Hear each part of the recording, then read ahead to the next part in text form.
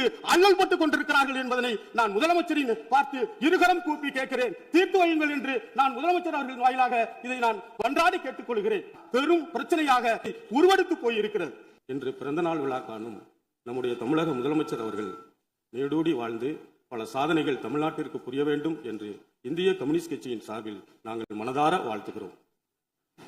என்னை இந்த அவையில் நின்று பேசுவதற்கு வாய்ப்பளித்த இந்திய கம்யூனிஸ்ட் கட்சியினுடைய மதிப்புமிகு தலைவர்கள் வீரபாண்டியன், முத்தரசன் உள்ளிட்ட இந்திய கம்யூனிஸ்ட் கட்சியினுடைய தலைவர்களுக்கும், என்னுடைய வெற்றியை உறுதி செய்த திராவிட முன்னேற்ற கழகத்தினுடைய தலைவரும் முன்னாள் முதலமைச்சர் அவர்களுக்கும், அதேபோல எதிர்க்கட்சி தலைவராக இருக்கிற மதிப்புமிகு தலைவர் அவர்களுக்கும், அதேபோல திராவிட முன்னேற்ற கழகத்தினுடைய முன்னணி தலைவர்களுக்கும், திருத்துறைப்பூண்டி தொகுதி மக்கள் எனக்கு நம்பிக்கை வைத்து வாக்களித்திருக்கிற திருத்துறைப்பூண்டி தொகுதி மக்களுக்கும் நான் இந்த அவையில் நின்று கோடான கோடி நன்றிகளை தெரிவித்துக் கொள்ள கடமைப்பட்டிருக்கிறேன். நான் ஆளுநர் உரையை படித்து பார்த்தோம். இந்த ஆளுநர் உரையில் திராவிட நம்முடைய தமிழக வெற்றி கழகம் அளித்திருக்கிற தேர்தல் வாக்குறுதிகள் முழுவதுமாக நிறைவேற்றப்படும் என்று ஆளுநர் உரையில் மீண்டும் நிரூபித்திருப்பதை, உறுதிப்படுத்தியிருப்பதை இந்திய கம்யூனிஸ்ட் கட்சியின் சார்பில் நான் வரவேற்கிறேன். அதே நேரத்தில் தமிழ்நாட்டில் பன்னெடும் காலமாக நாம் கடைபிடித்து வந்து கொண்டிருக்கிற தமிழ், ஆங்கிலம் என்ற இருமொழி கொள்கைகளில் எந்த சமரசமும் இல்லாமல் அது முன்னெடுக்கப்படும் என்று அழுத்தமாக நம்முடைய ஆளுநர் உரையில் குறிப்பிட்டிருப்பதை இந்திய கம்யூனிஸ்ட் கட்சி பாராட்டுகிறது. அதேபோல இந்தி மொழியை திணிப்பதன் மூலமாக மும்மொழி கொள்கையை தமிழ்நாட்டில் நடைமுறைப்படுத்துவதற்கு, செயல்படுத்துவதற்கு ஒரு நிர்பந்திக்கிற ஒன்றிய அரசை இந்த ஆளுநர் உரை சுட்டிக்காட்டியதோடு மட்டுமல்ல, தமிழ்நாட்டினுடைய பள்ளி கல்வித்துறைக்கு வழங்க வேண்டிய 3458 கோடி ரூபாயை உடனடியாக விடுவிக்காமல் இருப்பது சரியல்ல என்று சுட்டிக்காட்டியிருக்கும் இந்த அவையை, இந்த ஆளுநர் உரையை இந்திய கம்யூனிஸ்ட் கட்சி மனதார பாராட்டுகிறது. அதே நேரத்தில் இன்றைக்கு ஒரு நாட்டினுடைய முன்னேற்றம், ஒரு சமூகத்தினுடைய மனிதவள முன்னேற்றமும் அடிப்படையாக இருப்பது வகுப்பறையிலிருந்து தான் தொடங்குகிறது. ஆனால் தமிழ்நாட்டில் இருக்கிற பள்ளி கல்வித்துறையில் கிட்டத்தட்ட 18,000க்கும் மேற்பட்ட காலி இடங்கள் இருப்பதாக பத்திரிகை செய்திகள் எல்லாம் வந்து கொண்டிருக்கின்றன. மாண்புமிகு பேரவைத் தலைவர் வாயிலாக மாண்புமிகு முதலமைச்சர் அவர்களுக்கு நான் கனிவோடு சொல்லிக்கொள்ள கடமைப்பட்டிருக்கிறேன். பள்ளி கல்வித்துறையில் இருக்கிற காலி பணியிடங்கள் எல்லாம் உடனடியாக நிரப்பப்பட வேண்டும் என்று நான் இந்திய கம்யூனிஸ்ட் கட்சியின் சார்பில் பணிவோடு உங்களிடம் விண்ணப்பித்துக் கொள்கிறேன். அதே போல நம்முடைய நிதி அமைச்சகம் கடந்த சில நாட்களுக்கு முன்னால் ஒரு வெள்ளை அறிக்கையை வெளியிட்டிருக்கிறது. அந்த வெள்ளை அறிக்கையில் மிக சிறப்பாக சொல்லி இருக்கிறார்கள், நிதியினுடைய கசிவுகள் தடுக்கப்படும், நிதி வருவாய் அரசாங்கத்திற்கு பெருக்குவதற்கான எல்லா முயற்சிகளையும் வெளிப்படைத்தன்மையோடு செயல்படுத்தப்படும் என்று ஒரு நல்ல ஊழலற்ற ஒரு நேர்மையான ஆட்சியை நாங்கள் தருவோம் என்று இந்த ஆளுநர் உரையில் சொல்லியிருப்பதன் மூலம் இந்த ஆட்சி ஒரு நல்ல அணுகுமுறையை, ஒரு நல்ல தொடக்கத்தை தமிழ்நாட்டில் தொடங்கி இருக்கிறது என்ற அந்த ஆளுநர் உரையை இந்திய கம்யூனிஸ்ட் கட்சி உண்மையிலேயே பெருமிதத்தோடு பாராட்டிக் கொள்கிறது. தொழில் கொள்கையில் நாங்கள் அறிவிப்புகளை வெளியிடுவோம் என்று சொல்லியிருக்கிறீர்கள். தொழில் வணிகம் எளிமையாக்கப்படும் என்றும் சொல்லியிருக்கிறீர்கள். ஆனால் இந்த தொழில் கொள்கைகளுக்கு பின்னால் இருக்கிற வெறும் பில்லராக இருக்கிற இந்த தொழில் கட்டமைப்பையே உருவாக்குகிற தொழிலாளர்களுடைய நலன், தொழிலாளர்களுடைய சட்ட உரிமை, தொழிலாளர்களுடைய கண்ணியமான வாழ்க்கைக்கான ஊதியம், தொழிலாளர்களுடைய ஓய்வூதியம், எதை பற்றியுமே இந்த கவர்னர் உரை பேசாமல் கடந்து போயிருக்கிறதே. மாண்புமிகு முதல்வர் அவர்களே, பேரவைத் தலைவர் அவர்களே, இந்த தொழிலாளர்கள் நலன் குறித்து நாம் கவலையோடு பரிசீலிக்க வேண்டி இருக்கிற கட்டாயம் இருக்கிறது. ஏனென்று சொன்னால் ஒன்றிய அரசு இன்றைக்கு தொழிலாளர்களுக்கு எதிராக 4 சட்டங்களை வடிவமைத்து நடைமுறைப்படுத்திக் கொண்டிருக்கிறார்கள். தமிழ்நாட்டிலும் அது நடைமுறைக்கு வந்துவிட்டால் நிச்சயமாக தொழிலாளர்களுடைய நலன் எதிர்காலம் இன்றைக்கு மிகப்பெரிய கேள்விக்குறியாகி விடுமோ என்ற அச்சம் வந்திருக்கிறது. எனவே மாண்புமிகு பேரவை தலைவரின் வாயிலாக கவனம் பெற வேண்டும் என்பதற்காக இந்த கருத்தை நான் கூறிக்கொள்ள கடமைப்பட்டிருக்கிறேன். தூய்மை பணியாளர்கள் ஊரக வளர்ச்சியாக இருந்தாலும் சரி, நகர்ப்புற வளர்ச்சியாக நகர்ப்புறமாக இருந்தாலும் சரி, சமூகத்தின் ஒடுக்கப்பட்ட பகுதியில் இருந்து வேலை செய்கிறவர்கள், அன்றாடம் வாழ்க்கைக்காக வாழ்ந்து கொண்டிருக்கிறவர்கள், அவர்கள் எல்லாம் தனியாருக்கு விடப்படும் என்று பத்திரிகை செய்திகளை நாங்கள் பார்த்தோம். அவர்களுடைய உழைப்பு, அவர்களுக்கான வாழ்வியலை பெரும் முதலாளிகள் கையில் ஒப்படைத்து விடாதீர்கள். காரணம், இந்த அரசு மிக எளிய பின்னணியை கொண்ட அமைச்சர்கள் எல்லாம் இந்த அவையில் அலங்கரித்துக் கொண்டிருக்கிறார்கள்.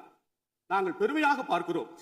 அதுவும் மக்களுடைய பிரச்சனைகளை மக்களுடைய துணையோடு உறுதுணையோடு நாங்கள் நிறைவேற்றுவோம் என்று வெளிப்படை தன்மையோடு கூட இந்த அரசு ஆளுநர் உரையில் சொல்லிக் கொண்டிருக்கிறது. எனவே மக்களுக்கான அடிப்படையான பொருளாதார முன்னேற்றம், சமூக கட்டமைப்பில் மேம்பாடு செய்தல், இது அத்தனைக்கும் அடிப்படையானது உள்ளாட்சி தேர்தல். இந்த உள்ளாட்சி தேர்தல் கடந்த 2 ஆண்டுகளுக்கு மேலாக நடைபெறாமல், ஊரக வளர்ச்சியில் இந்த ஊரக உள்ளாட்சி துறையில் நடைபெறாமல் இருக்கிற காரணத்தினால் மக்களுக்கான பல அடிப்படை பணிகள் கொண்டு போய் சேர்ப்பதில் ஒரு பெரும் சிரமம் ஏற்பட்டிருக்கிறது. இன்றைக்கு என்னுடைய சொந்த தொகுதியிலேயே திருத்துறைப்பூண்டி தொகுதியில் மிக பெரும் பிரச்சனையாக உருவெடுத்திருப்பது குடிநீர் பிரச்சனை. வேதாரண்யம் கூட்டு குடிநீர் திட்டம், கொள்ளிடம் ஆற்றிலிருந்து தண்ணீர் எடுக்கப்பட்டு வேதாரண்யத்துக்கு கொண்டு போகிற அந்த திட்டத்தை திருத்துறைப்பூண்டி தொகுதிக்கும் தனியாக வேண்டும் என்று அப்பொழுது முதலமைச்சராக இருந்த டாக்டர் கலைஞர் அவர்களுடைய ஆட்சி காலத்தில் திருத்துறைப்பூண்டி தொகுதிக்கு கொடுக்கப்பட்டது 30 ஆண்டுகளுக்கு முன்னால். ஆனால் இன்றைக்கு அந்த பகுதியில் குடிநீர் பிரச்சனை அந்த தஞ்சாவூர் மாவட்டத்தில் இருக்கிற திருவைக்காவூர் என்ற இடத்திலிருந்தும் எடக்குடி என்ற இடத்திலிருந்தும் அந்த தண்ணீர் எடுக்கப்படுகிறது. அந்த தண்ணீரில் ஒரு போர்வெல் சுத்தமாக செயலிழந்து போயிருக்கிற காரணத்தினால் திருத்துறைப்பூண்டி தொகுதிக்கு முழுவதுமாக தண்ணீர் வரவில்லை, கொடுக்க முடியவில்லை. அன்றாடம் பெரும் சட்ட ஒழுங்கு பிரச்சனை இருக்கிறது. இங்கே மாவட்ட ஆட்சி தலைவரிடம் நான் நேரடியாக பலமுறை விவாதித்திருக்கிறேன். அதனுடைய குடிநீர் வழங்கல் துறை அதிகாரிகளிடம் நான் நேரடியாக பலமுறை சொல்லி இருக்கிறேன். இந்த குடிநீர் வழங்கல் துறையினுடைய நம்முடைய செயலாளர், முதன்மை செயலாளரை நான் சென்னையில் சந்தித்திருக்கிறேன். ஆனாலும் குடிநீர் பிரச்சனை எங்களுடைய திருத்துறைப்பூண்டி தொகுதியில் தீர்க்கப்படாமல் இருக்கிறது. நான் அதிகாரிகளை தொடர்பு கொண்டு கேட்டபோது அது தனியாரிடம் குடிநீர் வழங்குவதற்காக ஒப்பந்தங்கள் வழங்கப்பட்டு இருக்கிறதாக சொல்லுகிறார்கள். ஆனால் அந்த ஒப்பந்தக்காரர் குடிநீர் வழங்குவதில் மெத்தன போக்கர் இருக்கிறார் என்பதனை நான் இங்கு பதிவு செய்ய கடமைப்பட்டிருக்கிறேன். எங்களுடைய தொகுதி மக்கள் குடிப்பதற்கு தவித்த வாய்க்கு தண்ணீருக்கு அல்லல் பட்டுக் கொண்டிருக்கிறார்கள் என்பதனை நான் முதலமைச்சரின் பார்த்து இருகரம் கூப்பி கேட்கிறேன். தீர்த்து வையுங்கள் என்று நான் முதலமைச்சர் அவர்களின் வாயிலாக இதை நான் ஒன்றாடி கேட்டுக் கொள்கிறேன். ஏனென்று சொன்னால் பெரும் பிரச்சனையாக திருத்துறைப்பூண்டியில் குடிநீர் பிரச்சனை உருவெடுத்து போயிருக்கிறது. இன்னொன்றையும் நான் இந்த அவைக்கு சொல்லிக்கொள்ள கடமைப்பட்டிருக்கிறேன். ஜூன் 12ஆம் தேதி எப்பொழுதும் போல் காவிரியில் தண்ணி மேட்டூர் அணை திறக்கப்பட்டு எங்களுடைய பகுதிகளுக்கு விவசாயம் பணி தொடங்கப்படும். ஆனால் இந்த ஆண்டு விவசாயத்திற்காக தண்ணீர் திறக்கப்படாத காரணத்தினால் விவசாயம் பொய்த்து போயிருக்கிறது. கூட்டுறவு கடனில் வாங்கிய கடன்கள் எல்லாம் இன்றைக்கு ஒரு மிகப்பெரிய அளவில் கடன் சுமை ஏறிக்கொண்டே இருக்கிறது. முதலமைச்சர் அவர்களும் நம்முடைய தமிழக வெற்றி கழகமும் நாங்கள் ஆட்சிக்கு வந்தால் 5 ஏக்கருக்கு உள்ளாக இருக்கிற சிறு குறு விவசாயிகளுடைய கடன்கள் முழுவதுமாக நாங்கள் தள்ளுபடி செய்வோம் என்று நம்முடைய தேர்தல் வாக்குறுதியிலேயே இருக்கிறது. ஆனால் நாம் தள்ளுபடி செய்திருக்கிறோம், பாராட்டுகிறோம். ஆனால் அந்த சிறு குறு விவசாயிகளுக்கான அளவீடு என்பது நிலத்தின் அளவீடு இல்லாமல் அது தொகையின் அளவீடாக இருக்கிறது. ஏராளமான விவசாயிகள் அதில் பலன் பெற முடியாமல் இருக்கிறார்கள், ஆட்சியை எதிர்பார்த்து இருக்கிறார்கள். சட்டப்பேரவையில் முதலமைச்சர் அறிவிப்பார்கள் என்று மிகவும் ஏக்கத்தோடு இருக்கிறார்கள். அதை செய்து தருவார்கள் என்ற நம்பிக்கையோடு பயிர் கடன்கள் முழுவதுமாக தள்ளுபடி செய்வதற்கு இந்த ஆட்சி முயற்சி செய்யப்பட வேண்டும் என்று நான் பணிவோடு கேட்டுக்கொள்கிறேன். அதே போல எங்களுடைய பகுதிக்கு எங்களுடைய பகுதி திருத்துறைப்பூண்டி, நம்முடைய கன்னியாகுமரி சென்னை தேசிய தொழில்தட சாலை மிகப்பெரிய அளவில் மன்னார்குடி வரை வந்திருக்கிறது. ஆனால் அந்த சாலை திருத்துறைப்பூண்டி வழியாக நமக்கு வேதாரண்யம் வரை செல்லுகிற போது அங்கே வரலாற்று சிறப்புமிக்க இடம் வேதாரண்யம்.